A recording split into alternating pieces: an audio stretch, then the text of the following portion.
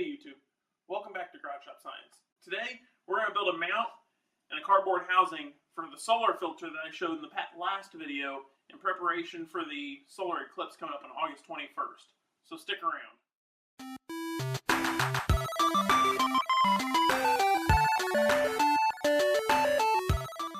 First thing I'm going to do is model and 3D print a fixture that will attach to the front of the lens and hold the filter sheet.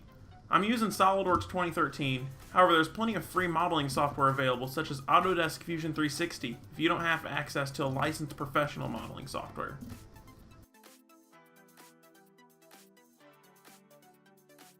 Now while that's printing, let's work on a piece that will hold the filter without damaging it.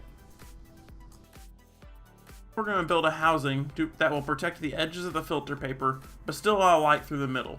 To do this, we need a straight edge ruler, clear Scotch tape, scissors, a razor, a pen, and 2 pieces of cardboard. For the cardboard, I'm using the outer edges of a drink 6-pack. To begin, I'm going to trace out the protective cardboard that the filter came in. This is going to give me a 4" by 4" square that I'm going to use as a guide. I'm then going to draw a 5" by 5" square on the outside of the 4" by 4" square. I'm also going to draw a 3.5" by 3.5" square on the inside. I'm going to use the 4 by 4 square as a guide and use the straight edge ruler to mark guidelines on the outside and the inside of the 4 by 4 square. I'm then going to use the straight edge to draw and connect those guidelines, which will give me my 5" by 5" square and my 3.5" by 3.5" square.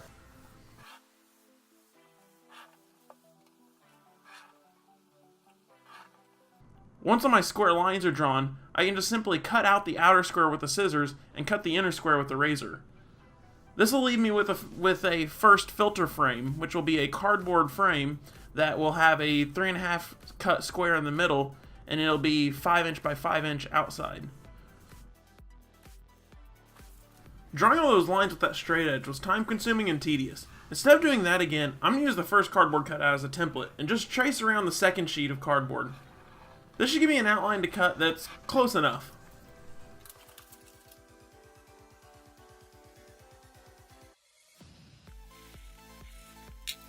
The final part is to simply tape the filter to the cardboard frame. I first tape the filter to one piece of cardboard. When I'm doing this, I make sure to not put any tape over a part of the filter where the tape might be in front of the lens. Once I'm done with that, I'm then going to tape the second filter frame to the first filter frame, basically sandwiching the filter sheet in between.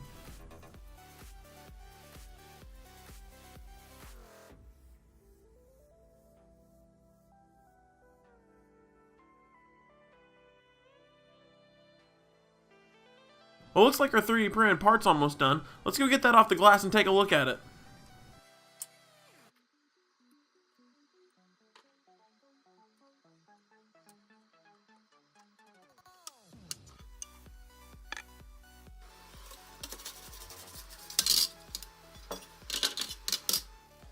It looks like I modeled the cylinder that goes over the lens too large, and now it allows the entire part to wobble on the lens. Fortunately, this is an easy fix. All I need to do is drill an 1/8" hole through the plastic cylinder, and then screw an M4 bolt in, and I'll press it against the outer edge of the lens.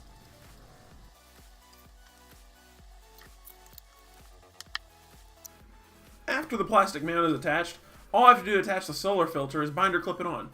This gives me a solar filter attached to the front of my lens, and now I'm ready to go take photos of the solar eclipse.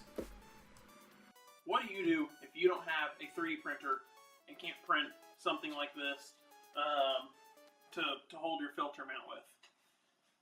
My filter sheet is too small to use it this way, but it actually comes with mounting instructions in case you can't mount it like this. And the instructions are actually extremely simple, and they require nothing more than this.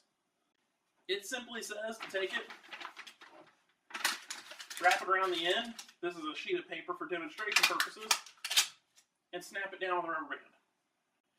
If you like this video, you know what to do. Hit that like button, hit subscribe, and make sure that you're prepared for the solar eclipse and get out there and go see it.